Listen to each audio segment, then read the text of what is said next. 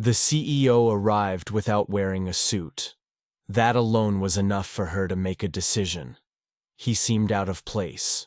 She did not verify his identity. She did not ask a single question. However, she discovered the reality the hard way, right before everyone's eyes.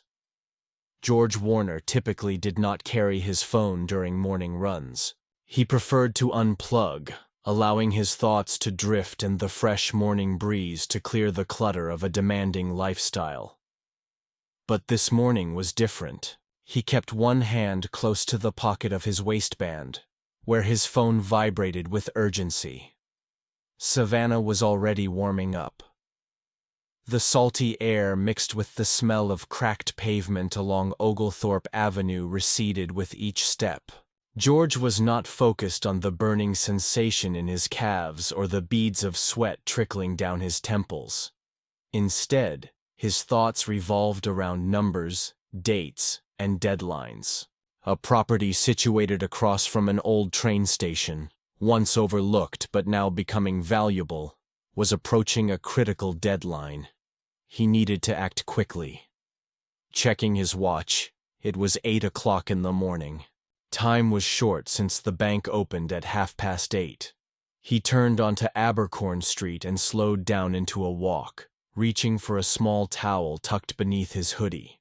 On any ordinary day, he might have gone home first, showered, changed, and put on a sharp charcoal suit with cufflinks.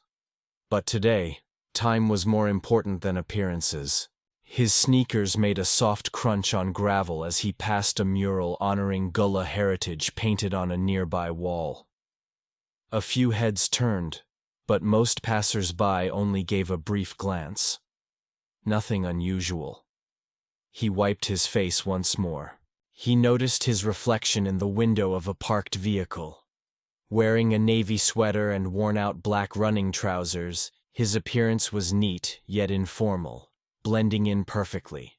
That was intentional because George Warner disliked unnecessary flair. He had skipped ties for more than half a year, ever since relocating the bank's southern division from Miami to Savannah, closer to his late mother's hometown. She had often advised him to never dress for the room but to let the room adapt to him. At the age of 47, carrying with him 20 years of experience in finance leadership and his name proudly displayed on countless Sovereign Unity Bank brochures, George had mastered the art of silence, knowing precisely when to speak and when to hold back. Turning onto East Congress Street, just a couple of blocks from the bank, he saw his assistant Samantha Jenkins already waiting outside, tapping away on her tablet with the air conditioner quietly running through the slightly open window. Giving him a small wave, she said through the glass, "The paperwork's ready, everything signed and sealed." George nodded in acknowledgement and proceeded towards the glass entrance. The building was unpretentious. A sleek modern update nestled in a city famed for its haunted past and lush gardens. The Sovereign Unity Bank emblem, embossed in shimmering gold foil, spanned the window above the motto "Built for Everyone." Opening the door, he stepped into an interior that smelled sharply cold, the usual deliberate reminder that one was not at home. Inside, 2 tellers manned the counters, an elderly gentleman near the arts section, and a woman in heels flicking through a brochure behind her station. A tall woman wearing a deep red pantsuit stepped forward, her gaze fixed on him. At that moment, George Warner felt it for the first time. The intense stare, the quick evaluation from head to toe. He offered a courteous smile and said, "Good morning. I need to make a withdrawal. There should be a substantial amount in my account under George Warner." The woman did not respond right away. Her eyes narrowed slightly as she folded her arms. "Do you have an appointment?" she asked in a flat tone. "No, but it's urgent." "My information is already on file," he replied calmly. The woman remained still. "What kind of withdrawal are you referring to?" she demanded. George remained composed. It's a high six-figure sum. The paperwork was submitted yesterday, and the transaction is scheduled to clear today. Samantha Jenkins is waiting outside with the signed documents. She blinked once, then twice. I am the branch manager here, Lisa Edwards. I am sorry, but I will need to see identification. I also have to call for authorization. George hesitated. Call who exactly? He asked. She glanced beyond him and said, Head office. He studied her face carefully. Something had changed. Something colder than mere protocol. Ma'am, he said steadily, you do realize I am the head office. But Lisa Edwards was not paying attention. What she said next would shake the entire room. Without showing a flicker of emotion, she straightened her shoulders, bracing herself as if for a battle she believed she could win. I'm sorry, she said again, this time louder. I do not care who you claim to be. I cannot just hand over such a large sum of money because a man walks in off the street wearing running shoes. Her voice echoed across the marble floors and shiny glass surfaces. The woman near the pamphlet stopped moving. The man at the counter turned partially around to observe. George felt warmth rising, not from anger, but due to the unexpected focus on him. I am not requesting you to hand over anything, he said cautiously. I only ask you to confirm my identification. My name is George Warner. You already have my biometric information. There have been multiple staff verifications and voice recognition. Use any one of these. Lisa smiled slyly. You mean to tell me you are George Warner, she said with doubt in her tone. The CEO of Sovereign Unity, and you showed up here in joggers to withdraw $1 million? He said nothing. She lifted an eyebrow. That is adorable, she added, then glanced at a younger teller, a girl with straight blonde hair neatly tied into a bun. Alicia, could you quietly notify security? George exhaled slowly and glanced around at the other customers. None were speaking, but no one looked away either. I will give you a final opportunity, he said calmly. My assistant is outside with the paperwork. There is no need to treat me like someone trespassing in a building I own. Lisa folded her arms more firmly. You don't look like the type who owns a bank. That remark stung more than expected. Not because it was unfamiliar, but because of how easily she said it. George maintained his composure, did not raise his voice, nor move forward. He simply held her gaze steadily. I have employed more than 2,000 people. He said, I have navigated through mergers, market downturns, and government audits. I established this organization with openness, inclusiveness, and integrity at its core. If you doubt my words, that is your choice. However, every camera inside this building is recording our discussion, and you are currently breaking protocol. Lisa slightly tilted her head but remained firm. Then stepping outside should be no issue, she responded as she added, while we resolve this. He released a brief sigh. I will step outside, he said carefully, but only because I wish to avoid any escalation. Too late for that, Lisa muttered, and then gestured towards the rear. Security is coming. He turned and walked off silently. The temperature outside was already climbing higher. George squinted against the sunlight, jaw tight. Samantha glanced up from the passenger seat, worried. She suspects I'm faking who I am, he explained. Samantha frowned, opened the glove compartment, pulled out a folder, and exited the car without even checking the system. Nope. She's called security, she stated flatly. She will regret this, Samantha added without emotion. They re-entered the building together. Inside, security had already arrived, a bulky man in his 50s with a badge hanging from his belt, and a look that showed he disliked paperwork. Lisa immediately pointed. "That is him." The guard blinked, confused. "Who?" George raised his hand. "I am George Warner, CEO. I am here with no intention of causing trouble." Lisa interrupted. "He says that, but he refused to present identification, and here are the documents," Samantha said. He stepped forward and carefully placed the document on the counter. It was marked approved and arranged for withdrawal this morning. She glanced at the signature and then at him. Lisa looked over the paper, hesitated, and then reached to pick it up. Her eyes scanned the page and something changed. Her stance and the tension in her lips. Samantha remained unfazed and said, "You do realize what you have done?" Lisa tried to respond. "I was just following my duties. We have protocols to adhere to."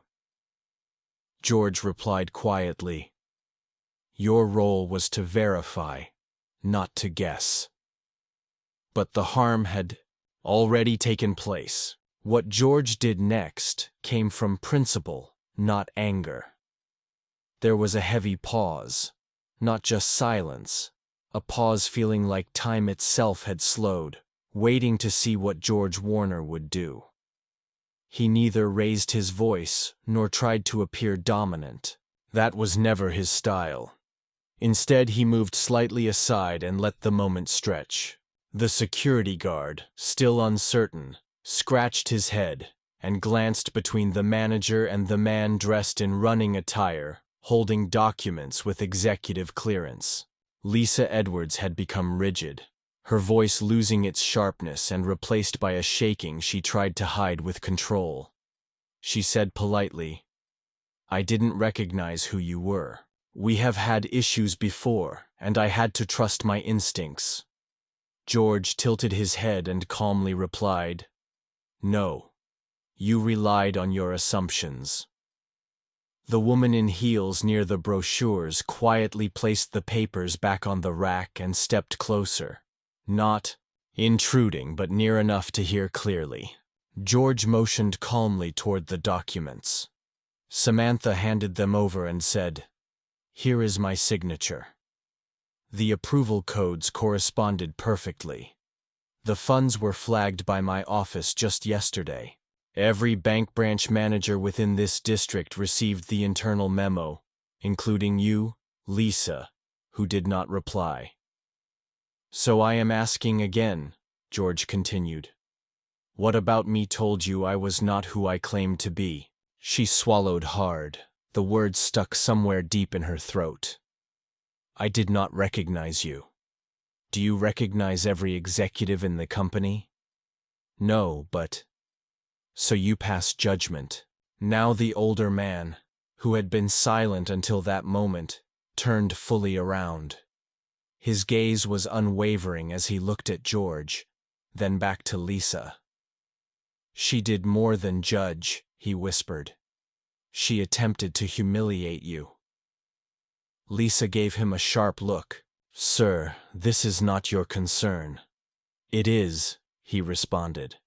"Because if no one had arrived with proof, what would have happened? You were about to call the police on a man merely standing in line." The branch suddenly felt different, as if something had shifted, like a fog lifting from a lens. Lisa pressed her lips together and faced Samantha. "May I speak with you alone?" Samantha remained still. "No, ma'am," she said. "Everything occurring now has to remain transparent." George glanced at his watch. He still had a deal to finalize and responsibilities beyond this room. Yet something deep inside told him this was not the time to walk away. "I will only say this once," George said firmly. "You never treat people this way. I created this institution because I was tired of people like me. Being told we had no place in areas we already controlled was more than just disrespectful today. It was outright hazardous. Lisa tensed up. I didn't intend that, but you didn't have to mean it, Samantha interrupted. It's in how quickly you jumped to suspicion. It's in how forcefully you attempted to seize control. That is the part you need to examine. The guard shifted uncomfortably on his feet and asked George softly, "Do you want me to call headquarters?" "No," George replied as he pulled out his phone. "I'll handle it myself." He moved aside, tapped once, and brought the phone to his ear. The exchange was brief. Few words, a pause, a reply. Then he ended the call and looked back at Lisa. "You will hear from Human Resources within the next hour," he said straightforwardly. "Effective immediately, you are relieved of your duties. You must not engage with customers, access any files, or remain in this building beyond the next 30 minutes. Lisa tried to speak, but no sound emerged. The woman near the pamphlets whispered quietly, while the man by the aisle nodded slowly. It had been a long time coming. George did not gloat or smile. He simply met her gaze. You weren't just rude. You were reckless. Despite terminating her employment, George still had more to say, though it wasn't about her anymore. Lisa remained frozen, her hands trembling slightly as they gripped the counter's edge like a lifeline. For a moment she appeared ready to speak, to apologize or explain, but no words came out. George Warner shifted his focus to the young teller Alicia. He politely asked, "Can you please handle the withdrawal using the documents provided?" Alicia hesitated for a moment. She glanced toward Lisa Edwards and then back at George, before slowly nodding in agreement. "Yes, sir. I just need a few minutes to input the codes," she replied softly, as if she was not accustomed to being noticed. George stepped back, unwilling to loom over her. Samantha Jenkins stood quietly by his side, arms crossed, eyes fixed ahead. She had not spoken since, but her mood was unmistakable, seething with anger, yet maintaining her professionalism. "I'm sorry about all this," Alicia whispered quietly. George nodded with understanding and said, "Thank you." Across the lobby, a man near window number 8 picked up his receipt and approached them. He looked to be around 60 or older, dressed in faded khaki pants and a short-sleeved button-up shirt with a Georgia Bulldog's pin attached to his collar. Leaning toward George, he spoke just loudly enough to be heard. "Don't let it bother you too much. She definitely made a mistake, no doubt, but you handled yourself with dignity and control. Not many people could keep such composure." George offered a faint smile and replied, "It's not about control. It's about understanding." The man nodded slowly and introduced himself. "My name is Melvin Banks. I've been a customer here for 25 years and have never witnessed something like that. I'm glad I did." George shook his hand warmly and responded, "Nice to meet you, Mr. Banks." Melvin then stepped away, allowing Alicia to continue her task. At that moment, George's phone buzzed again with another update from the acquisitions team. He disregarded it and glanced at Samantha Jenkins. "You doing all right?" she breathed out through her nose. I wanted to throw that binder right at her head.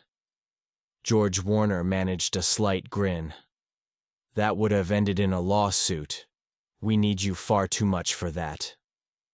Samantha shook her head in amusement. "I've been working here for 6 years and have never seen someone so dismissive, so confident she was right while being completely wrong." He turned his gaze beyond her to the glass wall of the bank, where the reflection showed Lisa Edwards still, standing by the counter. "You know what bothers me," he said. She didn't even try to double-check because she thought she already knew. Samantha responded quietly. George nodded and added, "That's the part people struggle to admit. Sometimes what you believe is instinct is actually a bad habit disguised as certainty." Alicia lifted her hand slightly. "Sir, I have your transaction ready for the final approval." He walked back over and confirmed it using a simple code only 3 people in the firm had access to. "Done," Alicia said. "Your funds will be ready to transfer within the next 15 minutes. "Perfect," George said, reaching into his pocket and pulling out a slender money clip before sliding a $100 bill across the counter. Alicia's eyes grew wide. "Sir, I can't accept that." "You can and you should because you handled this more professionally than many twice your age and rank." She took it cautiously, but with gratitude. Lisa remained by the counter, almost as if she was waiting for someone to take back what had just been said. George Warner finally faced her one last time. "You realize what you could have done differently?" he inquired. She lifted her gaze, eyes shimmering with tears. "You might have asked just one more question. That would have been enough." Now that the withdrawal was completed, Samantha Jenkins had something to express. Her words struck with greater force than anything George had uttered so far. Samantha turned toward Lisa Edwards, as if she had been holding back since the very moment they arrived. Now, with the matter settled and the silence thick enough to break, she did not bother to lower her voice. "Have you ever been dismissed like that?" she asked Lisa directly. Lisa blinked, surprised. "What do you mean?" she replied. Samantha explained. "Has someone ever glanced at you, decided they knew all they needed within seconds, and treated you as a problem just for entering a room?" Lisa remained silent. Samantha continued calmly, not angry, but steady. "Do you understand why I am asking?" Lisa scanned the room, seeking support, but there was none. Samantha pressed on. "You saw him as a danger. It did not matter what he said or how composed his tone was. You made up your mind before he completed a sentence." Lisa muttered, "I made a mistake." "No," Samantha corrected. "You made a choice, and that is very different." George said nothing. He let Samantha have her say because he knew this was not about complaining, but about making someone responsible in a way they would not forget. Lisa kept her gaze down, while Alicia stayed focused on the screen before her. She pretended to tap on something, but her cheeks were clearly flushed. Even the security guard leaned lazily against the wall with his arms crossed, watching as if he had long expected this moment. George Warner finally intervened again, speaking more quietly this time. "Your employment status has already been flagged. You will receive a call before midday. I have arranged for an interim manager until we can assess internal candidates."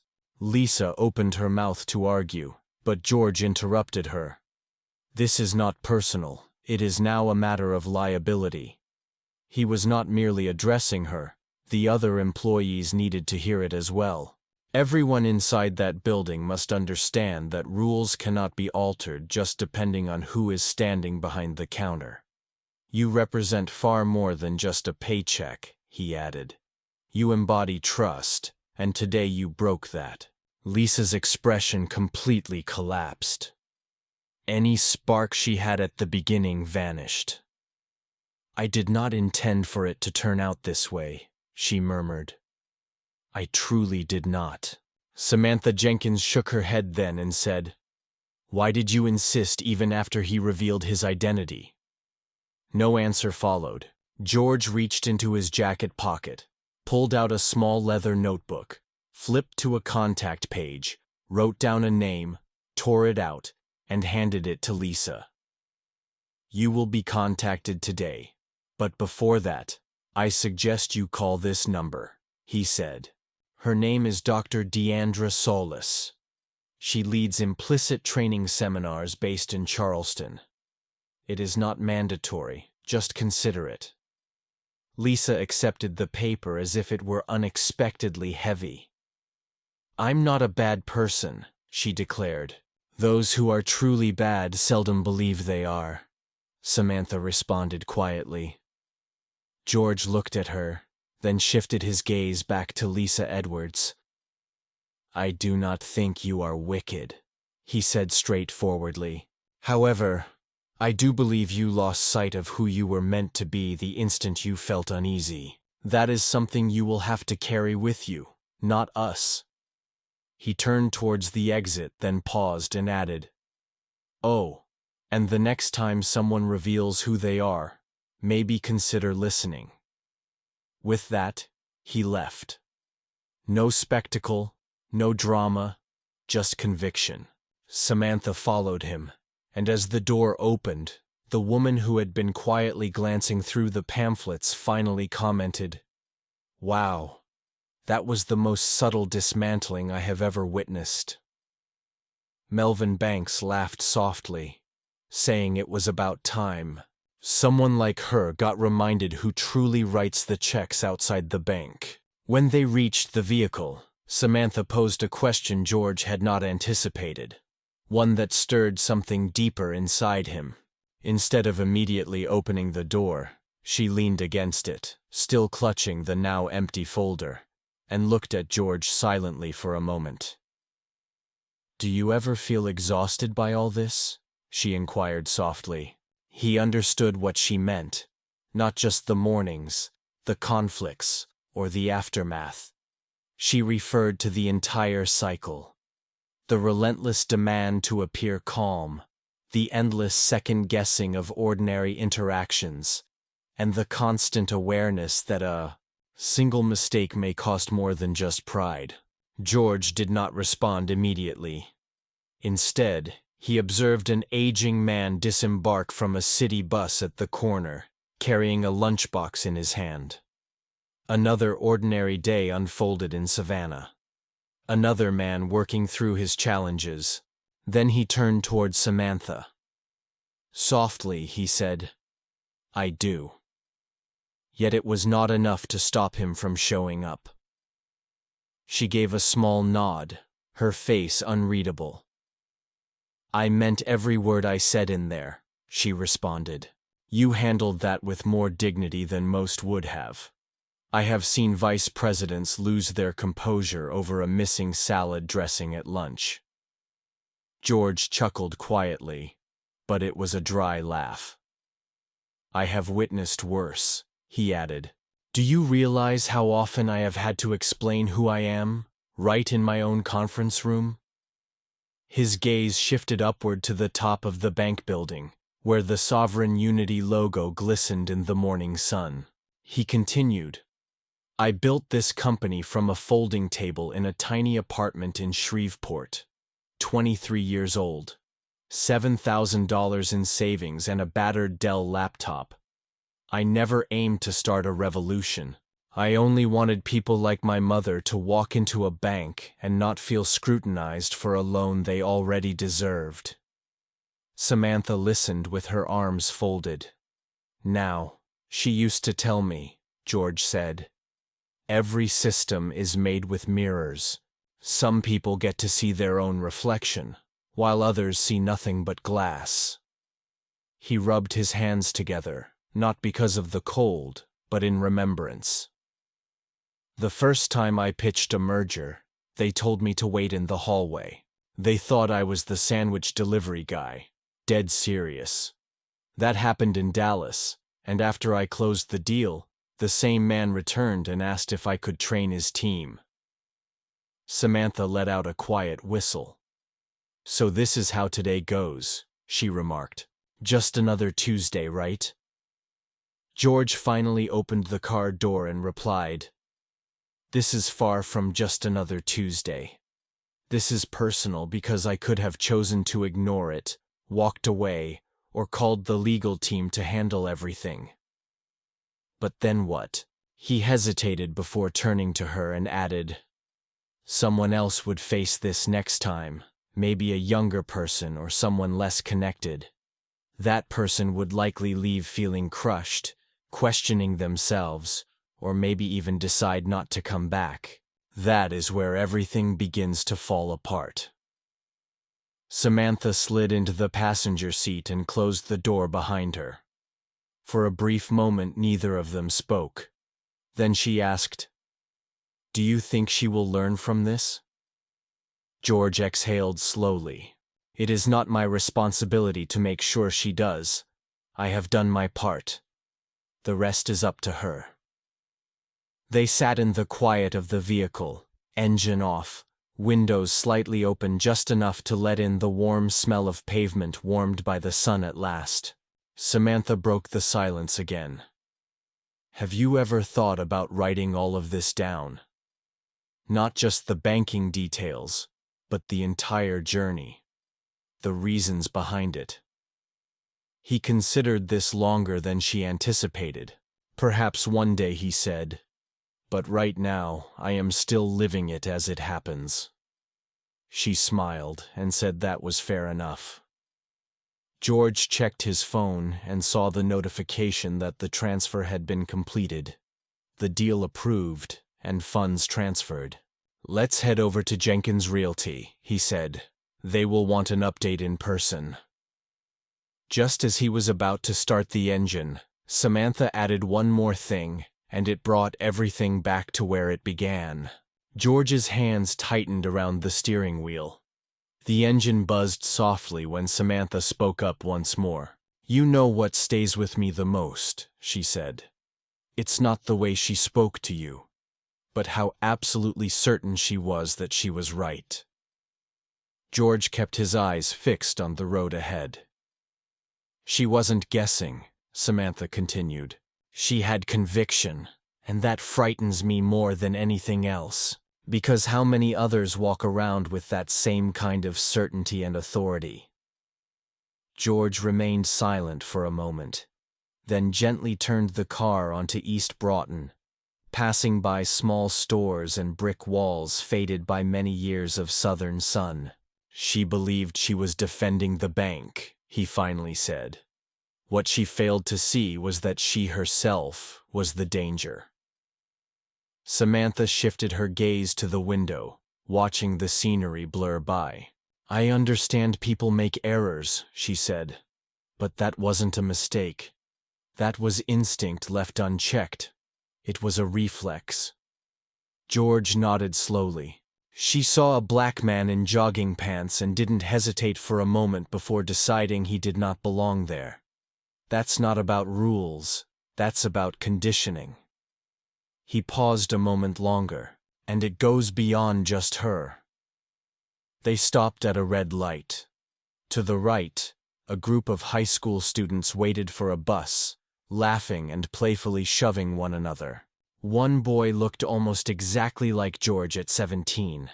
Tall, slim, wide-eyed, still trying to understand the world. George gazed at them for a moment longer than necessary. "I think about them a lot," he said quietly. "The ones coming after us. What kind of world are we leaving for them to face? What do they inherit when we remain silent?" Samantha followed his gaze. "I hope they inherit more men like you," she said. He looked at her, not exactly smiling, but with a steady calm in his face. "I'm not extraordinary," he replied. "I just refuse to accept the version of myself others wanted to impose." The light changed to green, and they kept moving forward, the bank now far behind them. Yet, neither felt the moment was over. After a few more blocks, George pulled into the parking lot behind Jenkins Realty, parked the car, and turned to Samantha. "You know," he said, "it is simple to talk about change, but much harder to turn it into a habit. This place, he indicated the bank behind them, was meant to be built on doing things differently. But that only works if the people inside these walls truly believe in that difference. Samantha leaned back in her seat. So, what do we do now? He shrugged gently. The same as always. Show up, speak out, keep pushing. Silence fell between them again, the kind filled with meaning rather than awkwardness. George reached for the door handle. Are you coming? Samantha nodded slowly. I wouldn't miss it. Before stepping out, George hesitated for a moment. Most believe power lies in money or titles, he said. But real power is how you treat people when no one is watching or when everyone is watching. They stepped into the sunlight, moving towards the building. Every step carried a quiet strength, not loud or dramatic, just perfectly balanced. It is simple to pass judgment on someone without a second glance. It becomes more difficult to confront what that reveals about yourself. So the next time you notice someone, pause and consider. Are you truly observing them, or merely responding to your assumptions? Whenever you face the choice between making an assumption and seeking clarification, choose to ask. Always seek to understand. If this narrative touched you or made you reflect on how we interact with one another in everyday environments, share it. Let someone else hear these words. And if you are interested in more stories like this, authentic ones that challenge perspectives and foster connection, subscribe to the channel. There are many more to come.